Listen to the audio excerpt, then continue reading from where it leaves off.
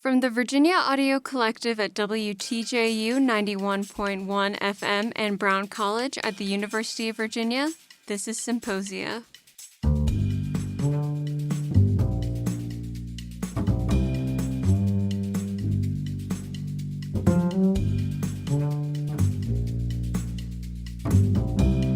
This week on Symposia, we revisit a poetry reading from the Virginia installment of the Southern Poetry Anthology. In mid-October, poets, professors, and students alike gathered in the Monroe Hill House to eat good food and hear good words. So cozy up, grab a warm drink, and enjoy. Okay, good evening, everybody. My name is John Casteen. I'm the Director of Studies here at Brown College, and I'd like to welcome all of you. If you guys want to find a chair, you might be able to push people up the stairs, or there's one. I'm all good. Here's one. It's symbolic. The two socially awkward chairs at the front. Yeah. My name is John Casteen. I'm the Director of Studies here at Brown College.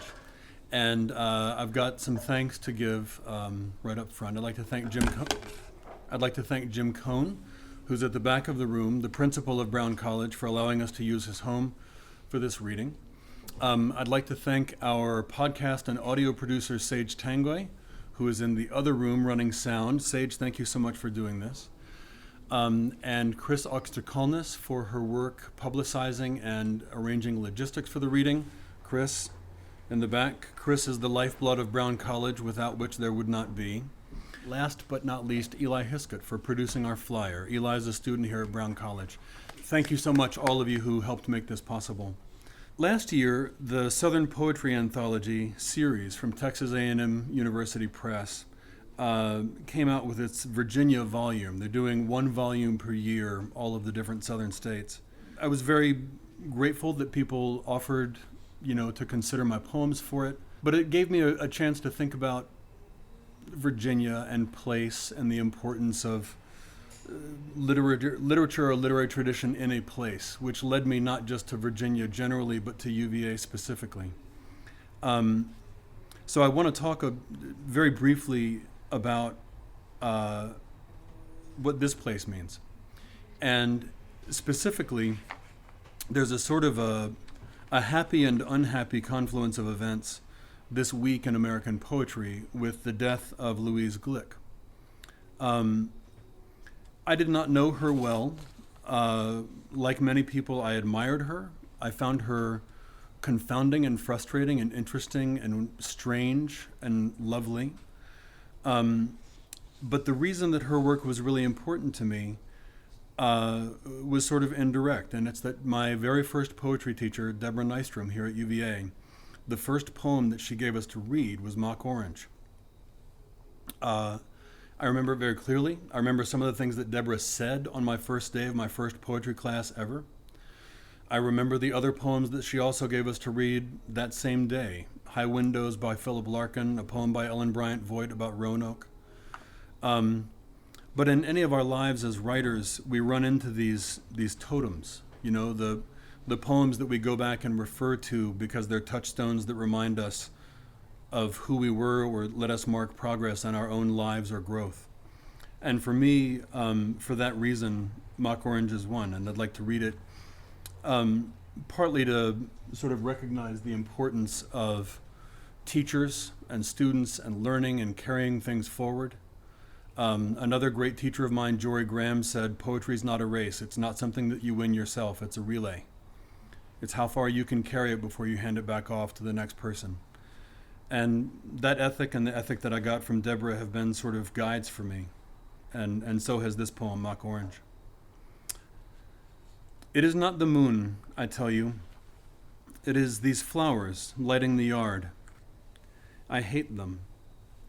I hate them as I hate sex, the man's mouth sealing my mouth, the man's paralyzing body, and the cry that always escapes, the low, humiliating premise of union.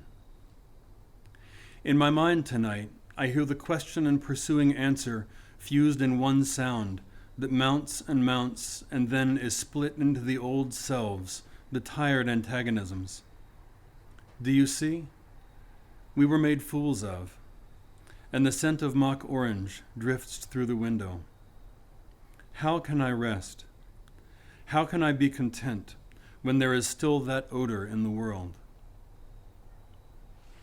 I loved that poem not because I could relate to it, not because it named my own experience, but because it allowed me to be inside somebody else's mind for just a few minutes. And the power of that and the gift that my first real teacher gave me, that really stayed with me. So, remembering Louise Glick and thinking about what we're doing here. So this book, in which all of tonight's readers are featured, it is fascinating to me because it encompasses such an incredible breadth of people, different walks of life, different parts of the state, different ways of life, I guess is a better way to say it. There are names in here that are famous because of prizes and books and reputation, and there are names that I at least had never heard. And I can't say enough about how valuable that is, that there would be an anthology of poets from Virginia who weren't all in the academy, that they weren't all university or academic poets. Which is to say an anthology that makes clear that poetry is something that speaks to people, not something that speaks to certain cohorts or demographics of people. It belongs to everyone. And these apparently belong to me. So I'm going to read a few. I'll go oldest to newest. This is a poem about those showy weddings, you know, like the country club weddings where the food is really nice and it's like a social mechanism to keep wealth inside a small number of families. Or so it seems to me. But the snacks are so good. This is a wedding at Keswick Country Club to which I was invited, and it's called My Time Among the Swells. In the tacit light of a jejune June evening, swallows flit and curl, the little frogs clicking desire at one another in the cattails. Gabardines and high cheekbones assess their own and only tender merits. Contrasty waiters pass superior comestibles. The crowd shifts comfortably from foot to foot. God, look kindly on this man and this woman, for richer or for less rich, till death, etc. Fireflies light like sparks. The gaze of the Lord, straight as a gun barrel, so we imagine. But my God is a lonesome and melancholy God. Just above my ankles, my creases, crisp breaks correct themselves. Have another drink. You'll like yourself more. That usually gets laughs.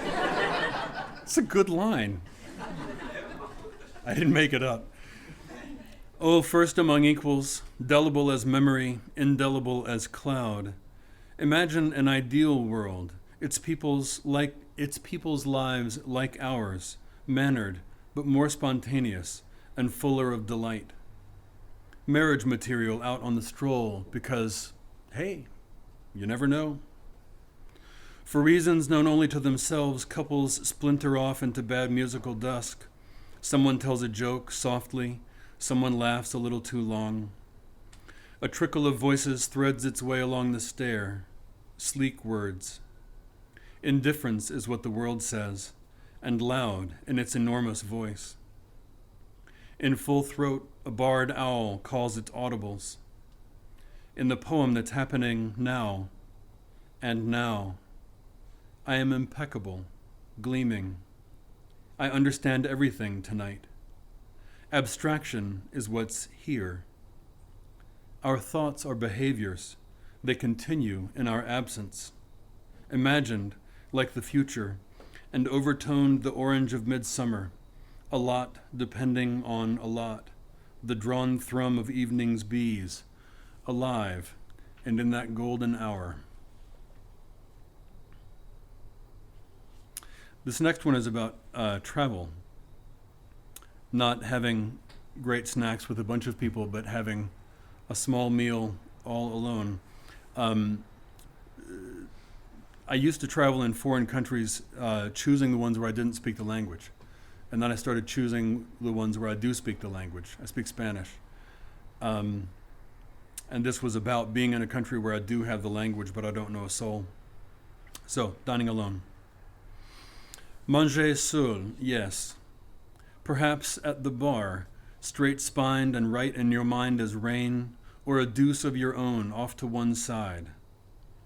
No one really minds your strange assemblage of small orders, dish calm and many, supper for one made of spare parts, possibilities.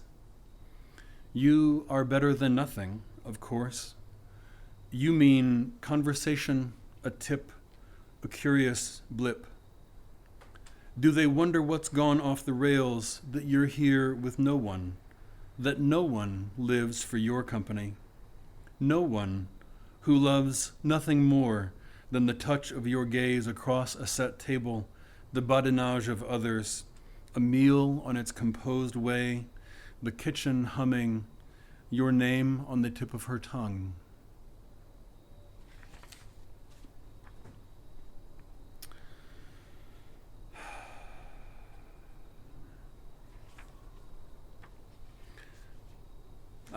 I'm trying to choose between two of them. One of them is about a plant that I like, and the other one has a Richard Pryor joke in it, so I'm going to do that one.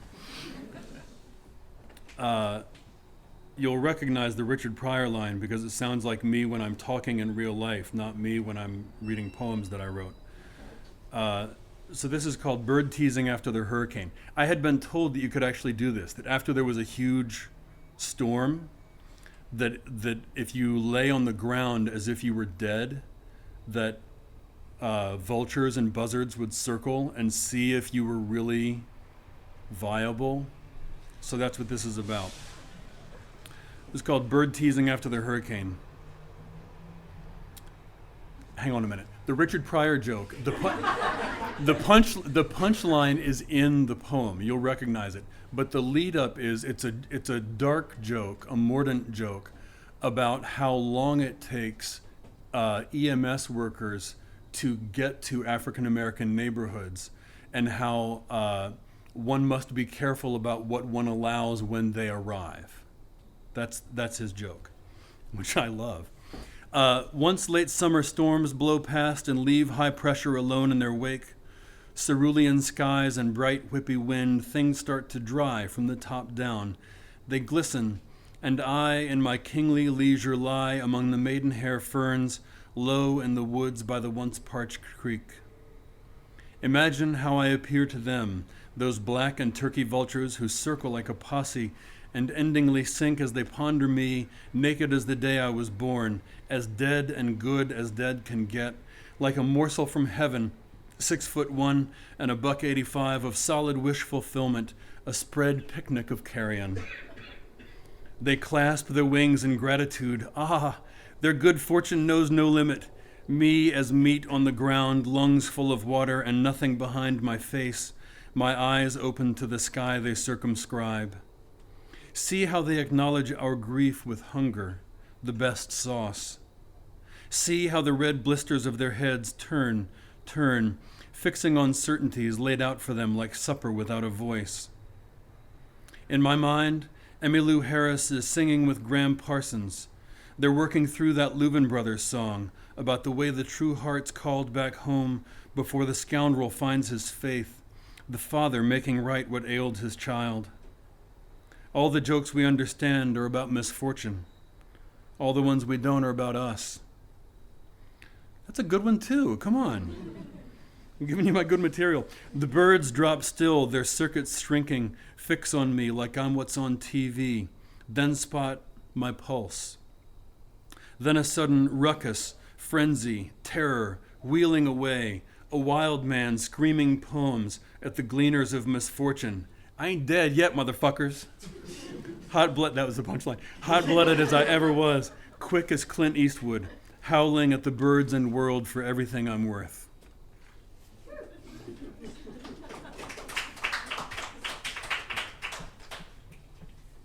So, last one. before I hand it off. This is called Incomplete Stranger. Basically, the time of, it's now. Incomplete Stranger. October evening in pasture at Appalachia's slender feet.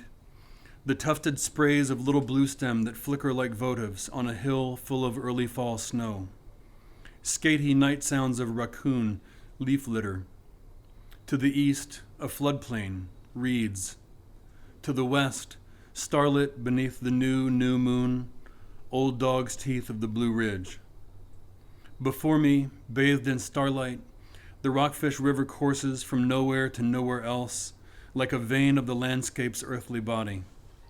Marl encumbered, leaf mottled, sinuous, and my favorite fine distinctions, hunger and appetite, delicate and fragile, secret and private. The clouds and hills are speaking in their own tongues again.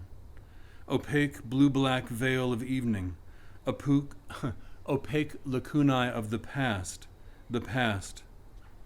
One durable memory, the crisp, sharp, nothing scent of cold she finds in my hair with her face and slim fingers. Big medicine. The needle ice that springs up from the loam and shale. The hem of the ginkgo's saffron dressed of dropped, fanned leaves, draped luminous over green swards of lawn. A happiness like children's. Sometimes it's best to take a thing too far. Sometimes it's not an ending, just an end. Thanks.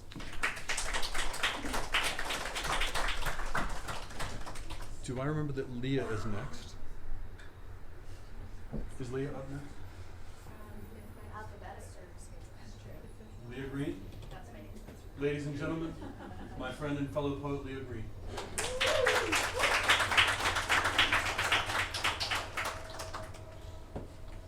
I did a great job. You did. He did a great job, right? Like, John Casteen, everyone. Can you hear me? He's a lot taller than I am. Can you see me? I'll stand over here.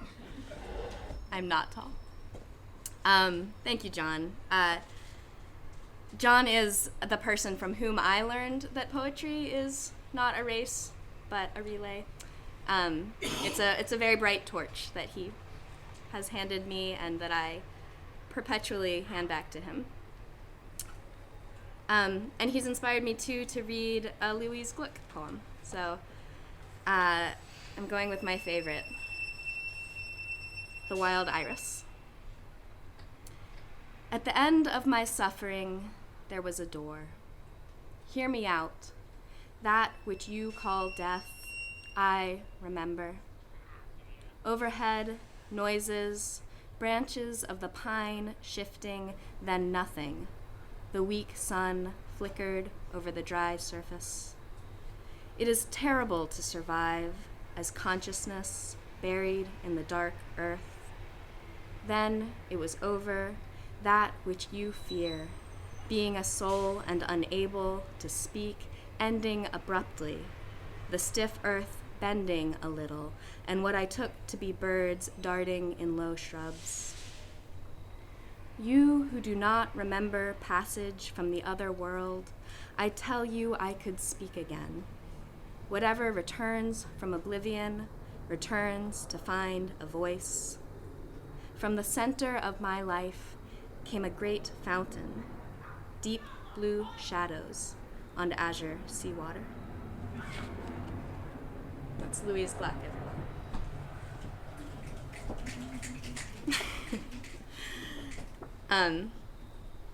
And the problem with reading an amazing poet before you read your own work is obvious. I feel like they did a really good job with this anthology, and which is obvious from the readers who are here. I feel like they ordered my poems really well. I was like, oh, yeah, why didn't I think of that? But I'm going to skip the first one of mine in the anthology and go to the second. So this is, this poem is called The More Extravagant Feast, which is also, this is the title poem from my book.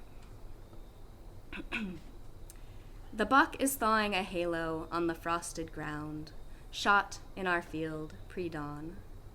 Last night we pulled a float in the Christmas parade. It was lit by 1,000 tiny lights. My daughter rode in my lap and was thrilled when the float followed us. Ours is a small town. Everyone was there, and their faces, not seeing ours, fixed behind us, were an open sea, a compound sea of seas that parted under our gaze, and Santa was bright. Though my daughter shied from the noise of him, she studied the red and white fur of his suit. She woke this morning when the rifle fired outside. I lifted her to see the sunrise, and her father, kneeling above the buck's body in the middle distance. She asked if they would be cold. I brought him gloves and warm water, knelt with him in the spare light by the buck who steamed, whose liver and heart, kept so long dark, spilled onto the winter grass, whose open eyes saw none of it, realized nothing of my husband's knife, slicing open his abdomen, his rectum. The puncture of his diaphragm startled me more than the gunshot, opening a cavern of deep blood that poured over his white belly. I did not understand the offering, but loved it. The fur, red, white, incoherent, somehow cleaner. When I come back in, she asks me to draw a picture of her father on the hill.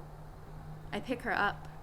The miracle of her lungs that grew inside me, kept long dark, her working heart let out into the rounder world, the more extravagant feast.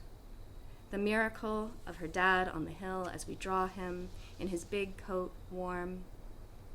Afterward, how he and I hold each other differently, feeling the collections of muscles and organs held somehow together. The miracle of bodies formed whole like fruits, skins unruptured and containing the world. So my husband's actually here tonight, which is fun because that never happens. Like, I give a lot of readings and he's never, because, you know, he's like with my kids, watching them, making sure they don't die. But it's really nice that he's here, and I saw Amy when we walked in, and she was like, it was weird to see Ben without like a tree and a deer.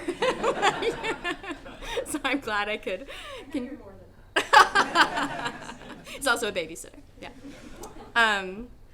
Glad I could contribute to the Marlboro Man image. Okay, I'm gonna read another one from this anthology. And this is a newer one.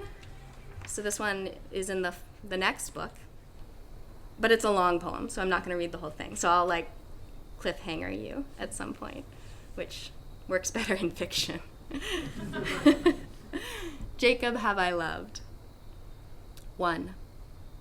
I think I lost the genetic lottery, my cousin told me, in one of the last conversations we had. He was 33, our parents twins. We were living again the few good stories. Tell me the one about Esau. 2. Tell me about God hating him.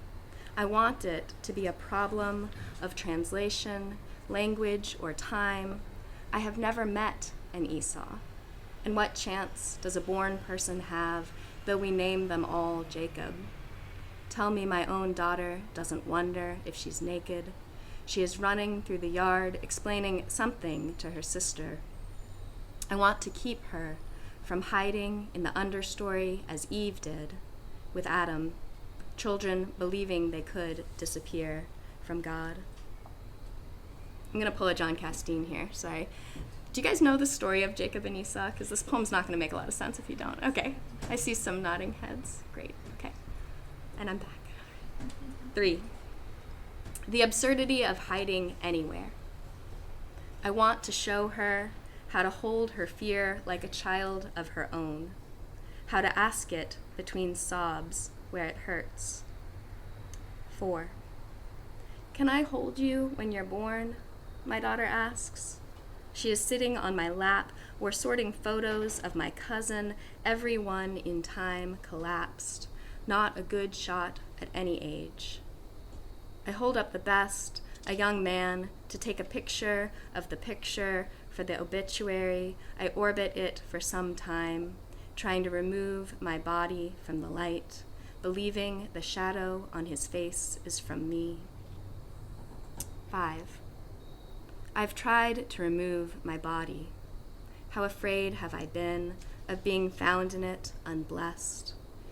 There is no reason for beauty, no metric that holds a blessing in itself. How we look to one another. Don't you have even one blessing left for me? 6. The shadow is in the photo, on him, in the room where he stood without me before I was born. Cliffhanger. See, it doesn't work very well with poetry.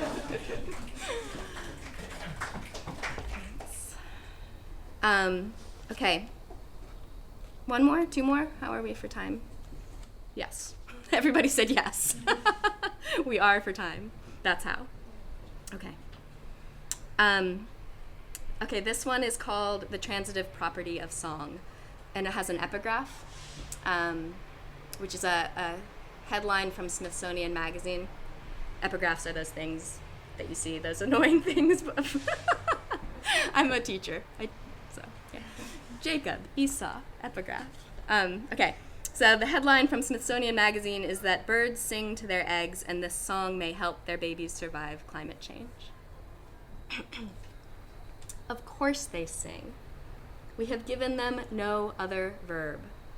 And because sing is what I do to my girl in the dark rocking chair, I call it the same. I conceive of myself, gentle as the wren, master of my singing, signals born through my body, the birds, every loving thing just converting nouns to verbs for survival, air into breathe, sunlight to grow, infinite grammars I can't make or know. Some things are verbs, you'll learn. Fire and flood, yield and smile, I teach you, never knowing I do. You will make it if they like you. You are listening. Let us imagine it then as song, harmony nested in the dark, humming live, live, live, intransitive. I am humming. I am hummed. Singing is happening. Song is being sung. One more. Origin story. This one has an epigraph from Angel Kyoto Williams. And the epigraph is, what is dying is the willingness to be in denial. The heron flew away, and I wanted to tell someone how long it stayed, how close I got, how much I missed it, even as it stood to watch me, large-eyed animal that I am, terrible at believing what I can't see. You see fire in the home where we live, the world in cardiac arrest. A heart attack is not the onset, I want to say to someone. It's the flare. It illuminates what's already here, the forests illuminated, the earth lit as an origin story. Here you are, I say instead, aloud, surprised at how close I've been holding you in the dark. Flame yields no new landscape. It bears the contours like a map, so we can see where we've been all along, can see one another as we walk, and say for once nothing at the fire's steady flight, like a heron lifting in loud beats, our silent mouths open as if to give it a tunnel.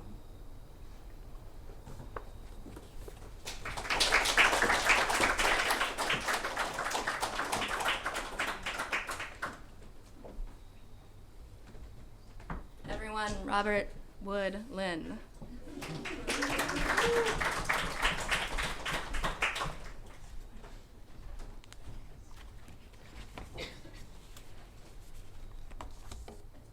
It was time again for bush hogging the paddock, and there I was, 5'4" and most way old enough to drive, and so, with the kind of deliberation useful for disguising fear, my father went about showing me the stick shift on the old Ford tractor, the one he bought with his first government wages, and loved so much he even had it loaded on a lowboy and brought down to this house when he moved off the mountain, this house where every morning he took coffee on the porch, watching 2 wild turkeys disappear into the woods with the last of the dark. And on this day, he taught me how the clutch engages and to keep careful on the revolutions per minute, leaving one hand on the wheel while the other steady behind me on the mower lever, ready to cut it at his hand signal. And this day was a turning over of something like an engine coughing slowly while my father walked ahead, scouting in that grass so tall only the shoulders of his blue shirt peeked out above the green-brown stalks that my machine trampled and spat out behind me with the constant turning of that heavy steel blade he explained was dull by design, to whack but not catch in the dense growth. And here I was, cutting clean the swath behind me in the field, scanning to my side to check for big rocks and other unmowables, and I might as well have been Hannibal, riding an elephant over an Alp, and I felt the earth yielding for the first time to my adultness as I sawed a slow zigzag back across the paddock. But then it was there, the flutter of wings alongside me, and my father yelling, which seen from a tractor is all visual, a mouth opening all the way and not closing, overwhelmed by the din of the engine. His hands waved a gesture. What gesture? The signal. And we watched 2 turkeys flee to the woods while we waited for the blade to sputter stopped. And there, in the earned silence, I climbed down from the giant stilled tire, and my father pointed me to the dashed nest, the dozen broken eggs. And whatever he'd yelled, he'd already gotten it all out, and now was well past speaking. He simply turned and walked the long way back up to the house through the tall grass that closed behind him in the buzzing air, and so I followed, hoping we might both disappear. And so we leave the tractor where it stops, and no one finishes mowing the paddock this year, or the next, or even the one after that, which is to say, this is how a field returns itself to woods. That poem is unpunctuated, and I need a moment to breathe after that. I am so grateful to be here back at UVA on grounds, and I am also going to read a Louise Glick poem. It's interesting both that John mentioned learning Louise Glick's work like at his first poetry class, and that Leah, you read The Wild Iris, which is, so my first poetry professor was Claudia Emerson, and I had her as a professor at the University of Mary Washington, but she is a graduate of UVA. And in the first packet of poems she gave us was The Wild Iris, and I will forever remember at the end of my suffering there was a door. And so I think of her, I think of Claudia anytime I think of Louise Glick, and it's been so interesting to see everyone's like memories of Glick. I never got to meet her, but her work has just been so foundational to me. So I'm going to read from Averno, which I just saw reading Garth Greenwell's memory of Glick. He was one of the proofreaders in his early career. He's one of my favorite novelists. I don't know if you've read Garth Greenwell, but he was one of the proofreaders of Averno. And this is The Night Migrations. This is the moment when you see again the red berries of the mountain ash, and in the dark sky, the birds' night migrations. It grieves me to think the dead won't see them. These things we depend on, they disappear. What will the soul do for solace then? I tell myself maybe it won't need these pleasures anymore. Maybe just not being is simply enough, hard as that is to imagine. It's Louise Glick's The Night Migrations. And I forgot to bring my copy of the anthology, but luckily the one book I did bring has all my poems from the anthology are in it. So I'm going to read 2 more. I'm thrilled to be here. Thank you for everyone who's done such work to both to put this reading on. And this I will read this is a poem I wrote after Claudia Emerson's Bat in the House. and it's called Voicemail from My Mother. You know, I haven't heard from you in a while. Did I tell you a bird flew into the house? Found an open door on a cold day. Something small, like a chickadee, but even more chickadee than that. I chased it around the house with an upturned broom until I lost track through all that sweeping of dirty air. This was a ways back, 2 cats ago. I didn't see it fly out, so it's hung in my mind ever since, an unclosed parenthesis. I've braced myself the way the ear hears a squeal of brakes and begs for a thud. Braced myself to find a tiny skeleton each time I clean behind the curtains or rearrange the furniture. Today, opening the drawer of cords that go to things I probably already threw away, it flew out, perched briefly on my shoulder, then alighted hard, and I mean hard, into the mirror of the closed window.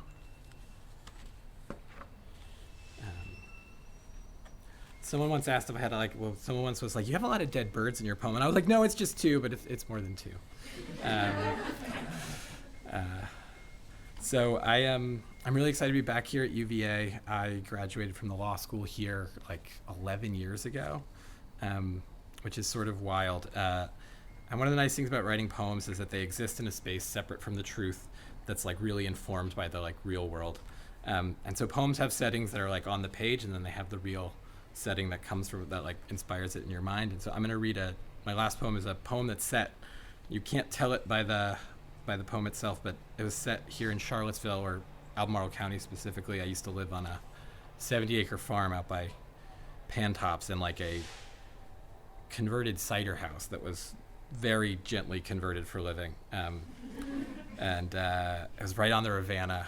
It was a pretty incredible place. But and this is the summer after the winter. I taught you how to start a fire. The summer after the winter, I taught you how to start a fire. You asked me what I knew about thermals. Heat's tendency to rise, cool, fall again. And so I showed you how to recognize the circle of turkey vultures over our neighbor's field as a clue another calf had died. Immediately, you declared yourself the detective of all dead things. Something's dead, you'd say, squinting skyward. Case closed. That'll be $50. It was one of your better jokes, and as with all jokes, funny at first, then a little less, until repeated only as an epitaph for how funny it once was. 50 American dollars. This debt smoldering like your anger after I told you the words I love you worked the same way. I was careful to say so, in the joking tone, reserved for the parts of this living too disappointing to speak plain. Something's dead, you'd say, a skill precisely too late to be of any use. Same as me here, explaining the joke. The check I'd mail if I had your new address. Thank you so much. I think Irene's wasn't able to make it, so I think our next reader is Amy Woolard. I'm very excited for Amy to join us. I've been reading we've just met, but I've been reading your work for years. We went to the same law school, and I needed to know that there were poets who had law degrees. So.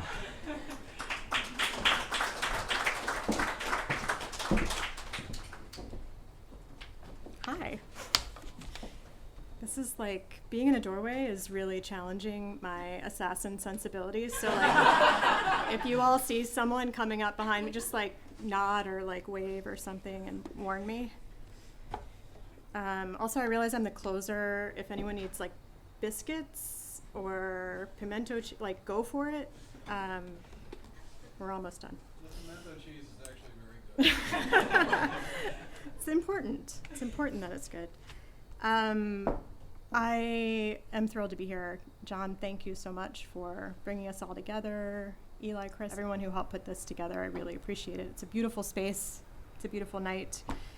So many great faces out there. Just thank you for this. I really needed this, the way things have been going in the world. So I too really loved Louise Glick's work. I am not going to read a Louise Glick poem. The reason I am a poet, the reason I am even able to stand here today is because of Charles Wright. And I'm very fortunate to have reconnected with him. He's here in town.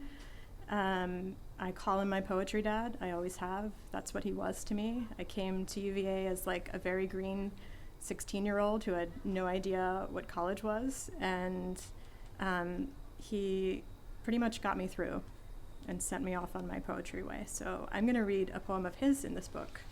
And it really, like, you cannot imagine how amazing it is to be in the same book with your mentor, and especially one like him. So I'm going to read one in here called History is a Burning Chariot.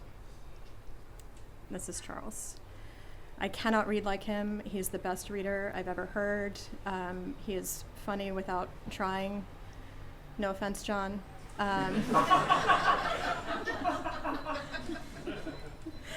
History is a Burning Chariot. It is a good-looking evening, stomped and chained. The clouds sit like majesties in their blue chairs, as though doing their nails. The creek, tripartite and unreserved, sniddles along under its bald and blow down bridges. It is a grace to be a watcher on such a scene. So balance me with these words. Have I said them before? I have. Have I said them the same way? I have. Will you say them again? Who knows what darkness snips at our hearts? I've done the full moon, I've done the half moon and the quarter moon. I've even done the Patrick Spens moon as seen by one of his drowned sailors. Tonight is the full moon again, and I won't watch it. These things have a starting place, and they have an ending. Render the balance, Lord, send it back up to the beginning. There's no one like him. I am going to read, I think, 2 poems that are in the anthology and maybe 2 new ones. But I'm going to read from my own book and my own pages because I am this close to needing readers and I didn't bring them. And though I love this anthology, the font is really small.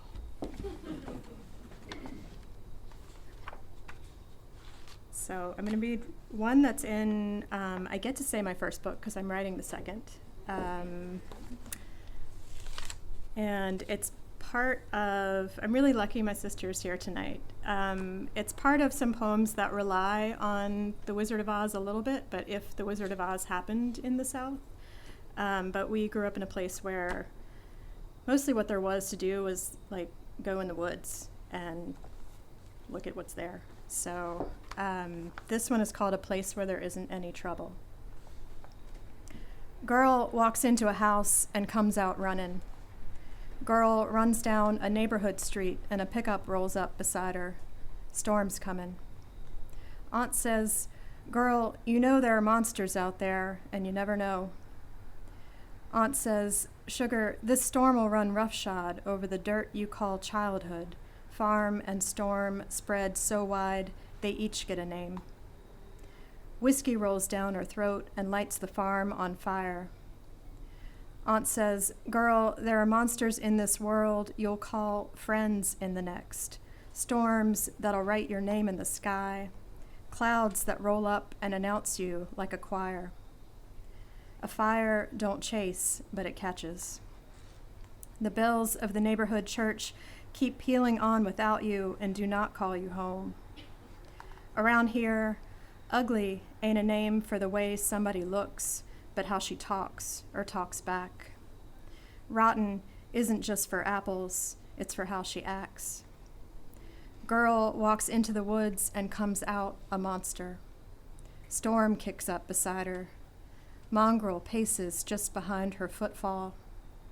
There are farms in this world, but girl and mongrel are headed to the next. Around here, strip where a field meets the woods is called the invitation. Stray piece of straw on her skirt like an unlit match, stray light splintering through the branches like tangled hair. Oh, and she is lit with whiskey now. Now a fugue settles over the trees. Now a path undresses itself in front of her, fingers her forward. On the other side of an invitation, somebody's always cooking up something. Trouble is a dish, a prayer. Fill my plate with sugared apples, fill my heart with discipline. Mongrel cases any new body might stand in her way. If you can't beat them, join them, the farm calls. If you can't join them, let them walk you to your truck, but when it's time to go, the bells peal. Girl peels off her Sunday skirt like a bell gone soft. An invitation is just another line to be crossed, after all of it rinsed with a light, salted. Girl leaves the farm lit behind her, but takes the path with her when she goes, wherever she goes, pretty as you please, full of sugared breath to waste on the crook of the next one's neck. The dirt I could dish, thinks Mongrel. I'm the one she'll miss the most. Well, shoot.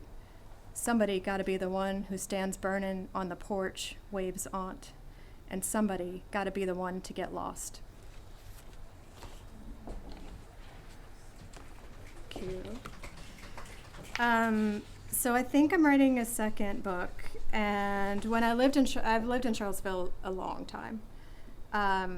While I was here, undergrad, and past that, I worked restaurants. And so the next book is essentially a bit of a love letter to Charlottesville, a bit of a love letter to restaurant work, and sort of precarious work and precarious love of that time. And I feel like, I always say this, I'm a lawyer now, but I feel like the work I do is more informed by my time as a bartender than my time in law school. And we're close to Halloween, so I'm going to read a curse. I'm not cursing you all, but if you need it, it's here for you. This is called Bartender's Curse. Any of you work restaurants? Yeah, then you'll know what I'm talking about. Okay. Bartender's Curse. May the stamp inked onto the back of your hand at the door always be the name of your nemesis. May it last into the daylight and for days then on. May you sleep weirdly on your hand so the name becomes unwashably printed on your cheek. May your house be mirrorless and too bright. Sweetheart, take a fine look at yourself. Guilt is just the fear of having fallen out of love with your ghosts. Your ghosts are a tonic. May they fool the desert of your morning mouth. May the erased evening come back to you like a split hand of blackjack. May your longing have opened a tab and forgotten to pay. There are not enough dishes you could possibly wash that would settle what's owed. May you endlessly clock into this world. May your love leave you pennies on the table.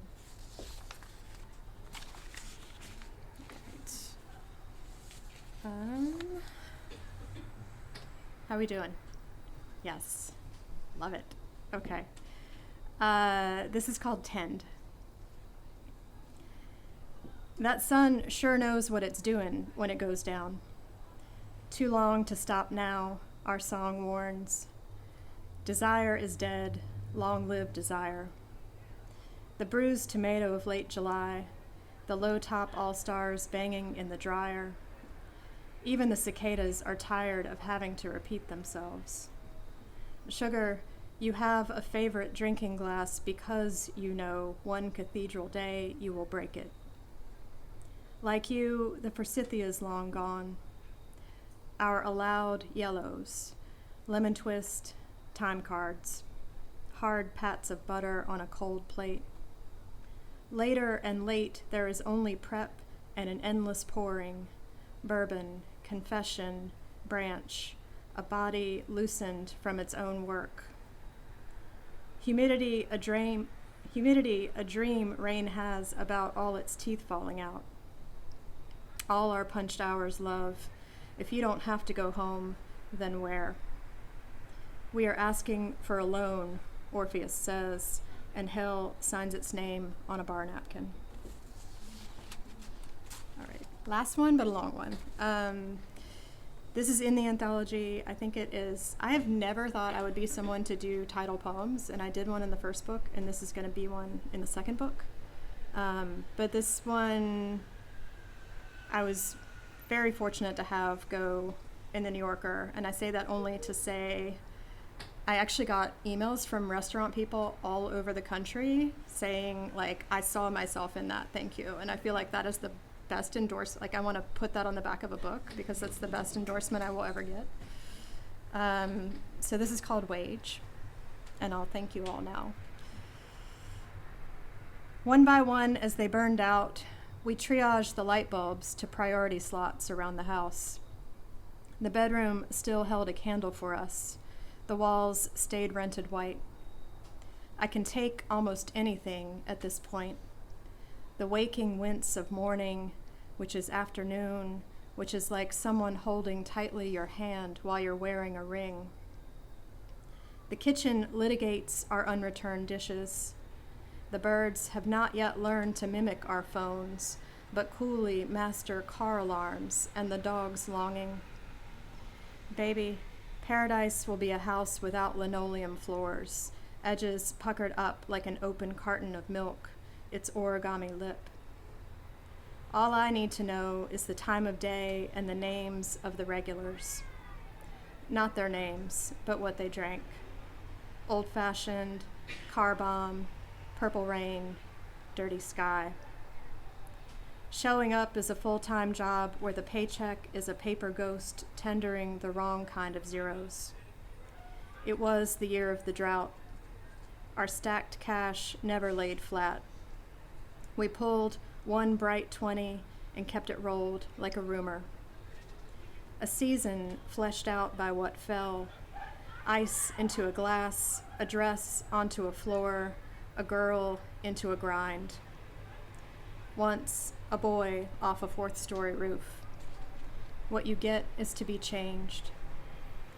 Nothing from the sky for weeks, and then I poured everyone and myself a drink. All of us were taken with leaving town, by which I mean we were taken with not leaving.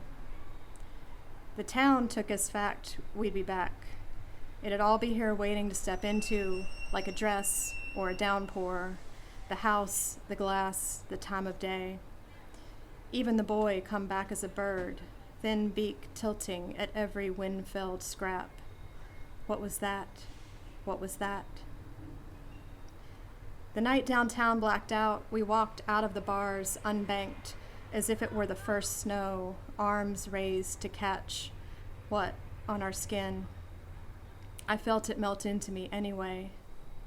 I've trained my wrists to carry more than I can carry. A malfunction of lightning bugs, the tight fists of peonies demanding their rights, the delinquent quiet, the lip-bitten memory of when we first learned to lie, brick by brick. What was the time? That hour slipping itself up under my shirt. I can take anything. Our currency is we stood outside of everyone else. I open all the windows and doors because I do, in fact, want to air condition the whole neighborhood. I want to bring it all down a dozen degrees until even the churches of our enfolded hands are cooled and congregationless and still possible.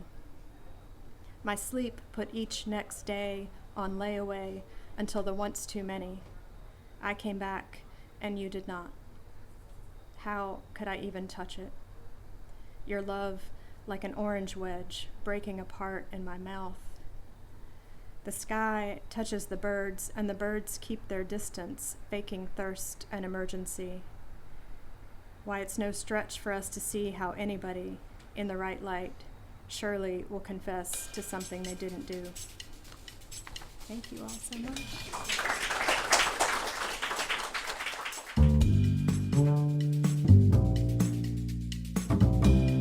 Symposia is a production of the Brown College Community Media Initiative and the Virginia Audio Collective.